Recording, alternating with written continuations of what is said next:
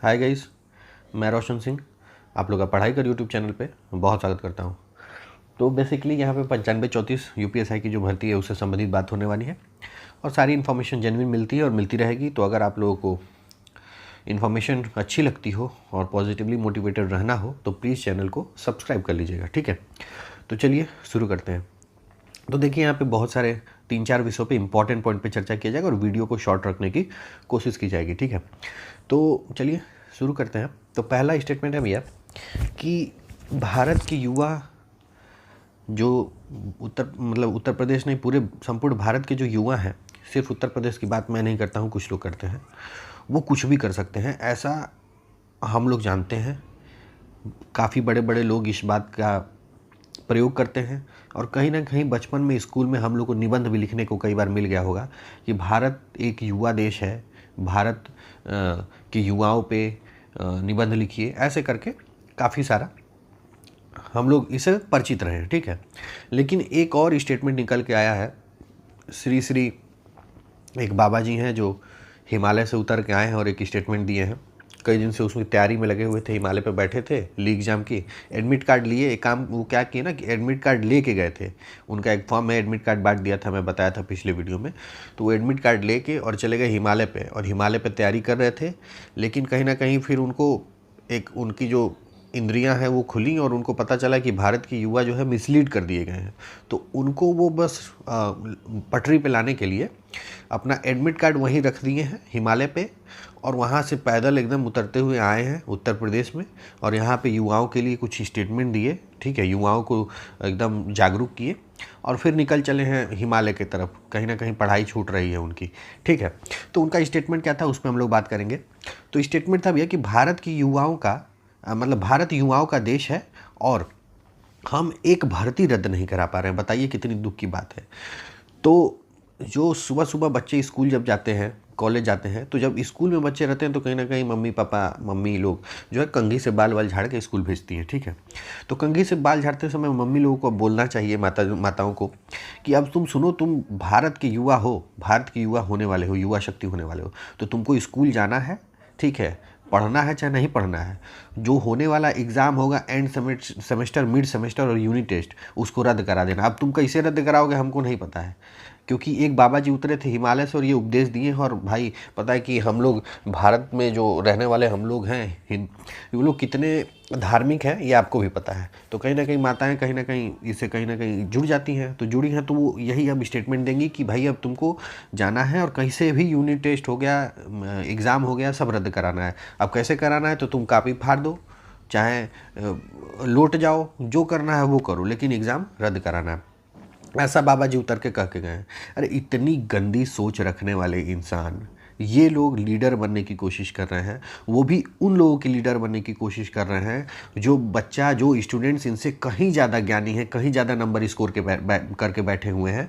दशमलव नंबर से वैरी करके वो लोग बाहर हुए, कहीं ना कहीं लक के वजह से। वो लोग अब इनको फॉलो करेंगे और ये उनको ज्ञान देंगे।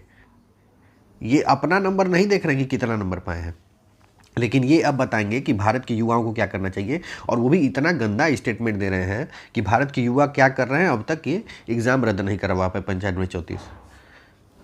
वो इंसान युवाओं की बात कर रहा है, ठीक है, जो युवाओं के पैसे को पैसा नहीं समझा, कहाँ से वो पैसा आया, कौन कितना जेब काटा, कौन कितना पेट काटा, तब जाके वो पैसा दिया, वो इस व्यक्ति को समझ में नहीं आया, ठीक है। ये बैठकर उस पैसे से गुलछर्रे उड़ा रहा था, ये सबके सामने पड़ा हुआ है, सबको पता है। और इतिहास गवाह है कि भारत में जो मैक्सिमम बाबा लोग हैं वो लोग क्या करते हैं और ये भी जो हिमालय से उतर के आए हैं वो क्या कर रहे हैं। तो कैसे कौन पेट काट के, कौन जेब काट के, कहाँ कहाँ से पैसा दिया, उसका कोई हिसाब नहीं है। बैठ के वो पी खा गए, ठीक है। अगर ये चीज़ इनके घर में पता चल जाए, ठीक है, तो खुद के घर में जगह नहीं बचेगी, खुद के घर में इनको जगह नहीं बचेगी। लेकिन सोच यही रह गई है। अब एक और स्टेटमेंट है बाबा के द्वारा जो पहले दिया गया था कि पूर्वांचल वालों के संबंधित ये काफ़ी गलत शब्दों का प्रयोग किए थे। मतलब ये बताइए कि भारत के युवाओं की बात करता है जो व्यक्ति, ठीक है, जो व्यक्ति भारत के युवाओं को एकजुट करने की बात करता है, वो सिर्फ यूपी में यूपी के युवाओं को एकजुट नहीं रख पाता है।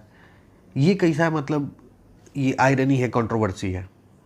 तो ये चीज़ें समझनी पड़ेगी आप लोगों को कि यूपी के युवाओं को जो बांट के देख रहा है, पूर्वांचल को अलग देख रहा है, ठीक है, और ऊपर मैदानी भाग को अलग देख रहा है, उत्तर अलग दक्षिण अलग देख रहा है, और ये बंदा युवाओं को एकजुट करने की बात करता है, वो भी कितने कितने गलत स्टेटमेंट देकर और कितने कितने गलत टॉपिक पे। कोई एकजुट इसलिए आया कि हमको भर्ती रद्द कराना है, क्योंकि हमारा नहीं हो पाया तो हम भर्ती रद्द कराएंगे। हिमालय पे बैठ जाने से ज्ञान अर्जित नहीं हो जाएगा, अब थोड़ा बदलिए, ठीक है। अब जहाँ तक रही बात ट्विटर कैंपेन की, तो आप लोग को इन्फॉर्मेशन होगा, कहीं ना कहीं आप लोग को पता चल गया होगा कि ट्विटर कैंपेन होने वाला है। तो देखिए, इन लोगों का सोच है, ये लोग सोचे हैं कि 18-19 तक ये लोग ट्विटर कैंपेन करेंगे। क्यों करेंगे कि 18-19 तक ये जो विधानसभा का सत्र है वो शुरू होने वाला है।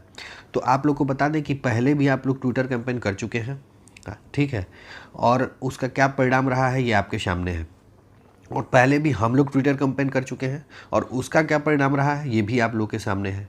तो उम्मीद है कि आप खुद तो कुछ कर नहीं पाएंगे, लेकिन आप लोगों के ट्विटर कैंपेन से हमारे 95-34 भाई बहन जागरूक हो जाएंगे और उसका असर कहीं ना कहीं हमारे मेडिकल पे देखने को मिलेगा और ट्रेनिंग पे देखने को मिलेगा।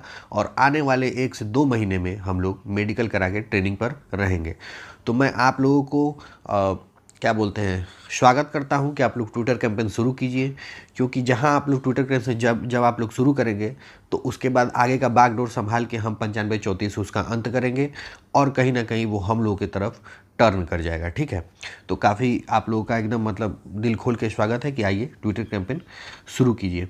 और बाकी रही बात विधानसभा सत्र की, तो देखिए भैया, विधानसभा सत्र पहले भी शुरू था, ऐसा नहीं है कि अभी नया नया विधानसभा बना है उत्तर प्रदेश में, ठीक है, और नई पार्टी का गठन हो गया है। आप बता दिए होंगे कि नई पार्टी बन गई है और नया विधानसभा बना है, वहाँ पे सिर्फ हम लोग की सुनवाई होगी, ठीक है। प्राइवेट मेंबर बिल लेके आप जाएंगे और आपका सबसे पहले एक्सेप्ट कर लिया जाएगा। प्राइवेट मेंबर बिल का मतलब पता है ना, आगे कमेंट बॉक्स में बता देना, पता होगा तो प्राइवेट मेंबर बिल आप लेके जाएंगे। तो ऐसा नहीं है, विधानसभा पहले भी थी और आवाज़ पहले भी उठाई गई थी और उसका निष्कर्ष क्या निकला है, क्या निवारण निकला, आप लोग के सामने है, ठीक है, और हम लोग के भी सामने है। तो जो करना है कर लो भाई, ठीक है। और जहाँ तक रही बात तुम्हारे ओपनली चैलेंज करने की, तो तुमसे जल्दी ही मुलाकात होगी। और अगर हमसे मुलाकात करनी है तो देखो, एकदम सौम्य तरीके से तुमसे बता रहा हूँ कि मैं हूँ सॉफ्टवेयर इंजीनियर, लेकिन हार्डवेयर का सारा काम हमको आता है। उम्मीद है समझ रहे होगे, इतना हिंट काफ़ी है। और पूर्वांचल से ही हूँ, ठीक है, बनारस से हूँ, और मुलाकात करनी होगी तो बनारस में दुर्गा कुंड से। और इतना स्टेटमेंट इसलिए दे रहा हूँ क्योंकि तुम भी खुल के आके स्टेटमेंट दिए हो। तो तुम जो अपने आप को शेर समझ रहे हो, तो यहाँ कोई बिल्ली नहीं है, यहाँ बब्बर शेर बैठे हुए हैं। और स्टेटमेंट मैं भी दे दिया हूँ, एड्रेस मैं भी बता दिया हूँ, आओ मिल लेते हैं, आओ, ठीक है।